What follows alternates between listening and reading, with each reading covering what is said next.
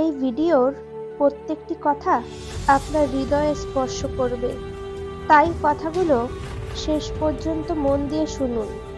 কোনো কাজে ব্যর্থ হওয়ার পর আমার ভাগ্যটাই খারাপ এটা বলার আগে আপনি অন্তত 100 বার নিজের দিকে তাকিয়ে নিজেকে প্রশ্ন করুন, আপনি কি আসলেই সর্বোচ্চ চেষ্টা করেছিলেন?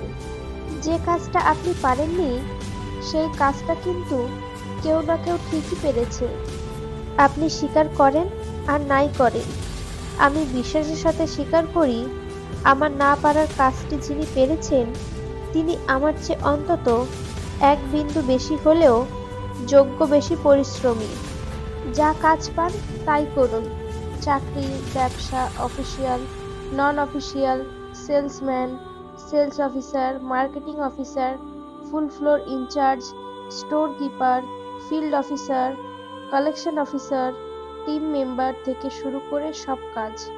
চাকরি দরকার, চেয়ার না। অনেকেই বলতে শুনি আমি পারবো না। আপনি কতবার চেষ্টা করে নিশ্চিত হয়েছেন যে আপনি পারবেন না? অনেককেই বলতে শুনি আমার দ্বারা সম্ভব নয়। কে আপনাকে নিশ্চয়তা দিয়েছে যে আপনার দ্বারা সম্ভব নয়? সব শেষ হয়ে গেছে। আপনি শুরুটা কোথায় দেখলেন যে সব শেষ? অনেককেই বলতে শুনি অনেক সময় চলে গেছে। কোন ঘড়ির কাঁটা জানান দিচ্ছে যে আপনার সময় চলে গেছে? অনেককে বলতে শুনি আমি অনেক কষ্টে আছি। এমন একজন মানুষের নাম বলেন তো যে বলে আমি আরামের ভেতর থেকে সফল হয়েছি। অনেককেই বলতে শুনি অনেক টাকার দরকার, কিন্তু টাকা হাতে নিয়ে জন্মগ্রহণ করেছে এমন একজন মানুষের নাম বলেন তো। নিজের টাকা নিজের চেষ্টাতে অর্জন করে নিতে হয়। পরের টাকায় সাহায্য হতে পারে, কিন্তু বড় হওয়া যায় না।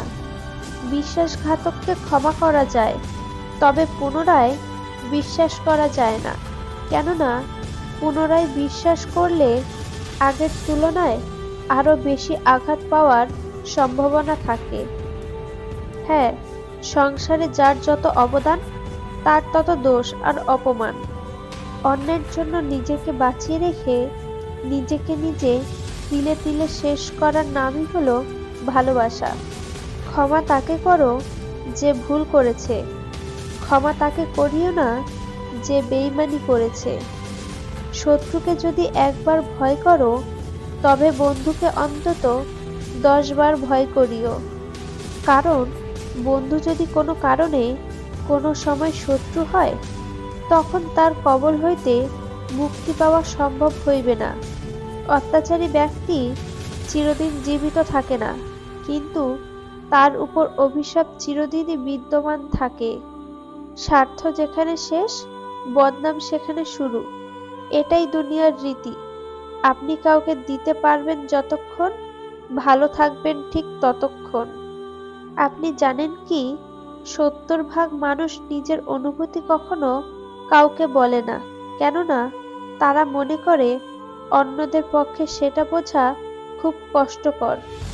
অতিরিক্ত লোভ মানুষকে ধ্বংস করে দেয়, আর অল্প চাহিদা মানুষকে পরিপূর্ণতা এনে দেয়। কাউকে অতীতের পাপ নিয়ে খোঁটা দিও না। সে হয়তো ক্ষমা চেয়ে ভগবানের কাছে তোমার থেকে উত্তম হয়ে গেছে। মানুষকে জোর করে আটকে রাখা যায় না। দিন শেষে মানুষ তার ভালো লাগার জায়গায় কোনো না কোনোভাবে ছুটে যাবে। আর যদি কাউকে জোর করে আটকে রাখি, সে প্রতারণা করবেই, হয় নিজের অনুভূতির সাথে, আর না হয় আমার সাথে। দুশ্চরিত্র মানুষ কখনো নিঃসঙ্গ হয় না।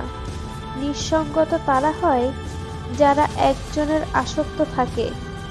পরিস্থিতি খারাপ হলে সেই মুহূর্তে নিজেকে শেষ করে দেওয়া হলো সব থেকে সহজ কাজ, কিন্তু সব থেকে কঠিন কাজ হলো নিজেকে সেই জায়গা থেকে তুলে এনে নতুন করে প্রতিষ্ঠিত করা।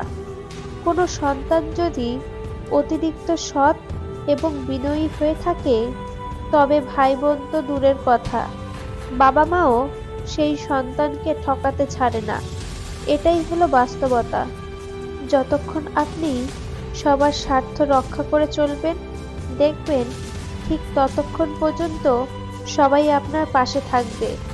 আর যখনই একটু নিজের স্বার্থের দিকে তাকাবেন, ঠিক তখনই আপনি একা হয়ে যাবেন, একদম একা।